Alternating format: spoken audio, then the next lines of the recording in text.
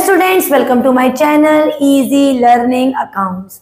आज की इस वीडियो में हम मनी चैप्टर, जो कि हमारी मैक्रो इकोनॉमिक्स का चैप्टर 5 है, जिसका एक पार्ट मैंने अपनी प्रीवियस वीडियो में आपको बताया था। इसमें मनी क्या है, मनी सप्लाई क्या है, बार्टर सिस्टम क्या है, उसकी लिमिटेशंस क्या है, हाई पावर्ड मनी क्या होता है और मेजर्स ऑफ मनी सप्लाई, इन सारे पॉइंट्स को हमने डिस्कस किया था। आज कुछ रिमेनिंग पॉइंट्स और हैं जो हमारे इस चैप्टर के ही हैं, जैसे फंक्शंस ऑफ मनी, जो कि one of the important topic है मनी चैप्टर का, उसको डिस्कस करेंगे और भी कुछ पॉइंट्स देखेंगे और मनी चैप्टर को आज की क्लास में हम बिल्कुल वाइंड करेंगे, ताकि हम अपनी नेक्स्ट वीडियो में नेक्स्ट चैप्टर स्टार्ट करेंगे, चैप्टर बैंकिंग। तो सबसे पहले देख लेते हैं what are the different functions of money. Money के फंक्शंस याद करने के लिए हमें याद रखना है मनी के दो फंक्शंस होते हैं, प्राइमरी और सेकेंडरी। प्राइमरी में दोनों एम आ जाते हैं और सेकेंडरी में दोनों एस। तो ये एम और एस का क्या चक्कर है बच्चों? Primary means medium of exchange and measure of value. हम किसी भी तरह अपने सामान को खरीद सकते हैं, एक्सचेंज कर सकते हैं, मेजर उसकी कीमत लगा सकते हैं कि ये चीज कितने रुपए की है, इसलिए measure of value and medium of exchange primary function होता है मनी का। दूसरा होता है बच्चों सेकेंडरी फंक्शन, मतलब स्टोर ऑफ वैल्यू। हम स्टोर करके रख सकते हैं और फ्यूचर में डिफर्ड पेमेंट भी कर सकते हैं। तो store of value, money is a store of value means money can be used for the transfer purchasing power from present to future.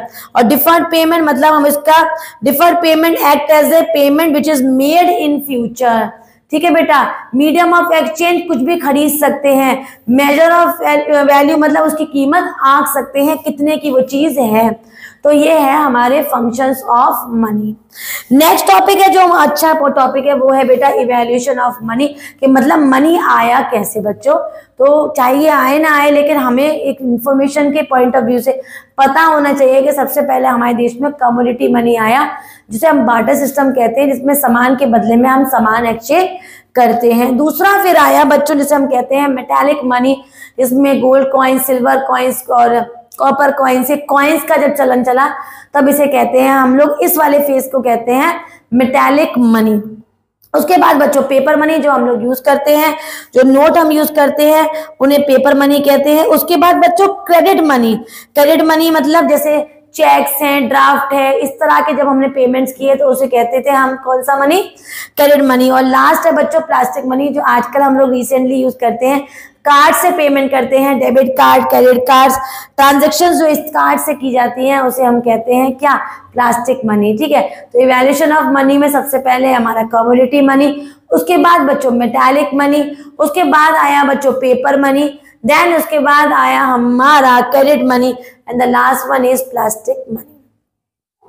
उसके बाद अगर हम बात करें तो मनी की क्लासिफिकेशन 3 तरीके की होती है। नंबर 1 होती है फुल बॉडीड मनी, जहां पर इंट्रिंसिक वैल्यू और फेस वैल्यू सेम होती है, उसे कहते हैं फुल बॉडीड मनी। मतलब गोल्ड कॉइन, गोल्ड कॉइन बाहर से भी गोल्ड है, अंदर से भी गोल्ड है, तो उसे बोलेंगे फुल बॉडीड मनी।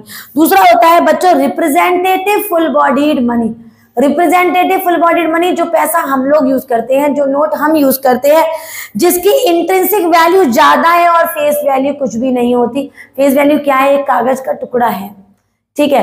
तो intrinsic value is more than the face value, it is known as representative full bodied money.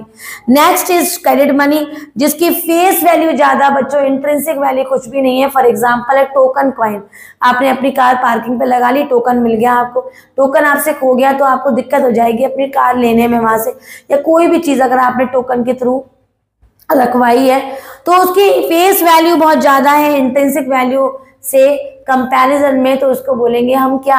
Credit money. तो ये 3 हमारे टाइप्स होते हैं, क्लासिफिकेशन होते हैं मनी के।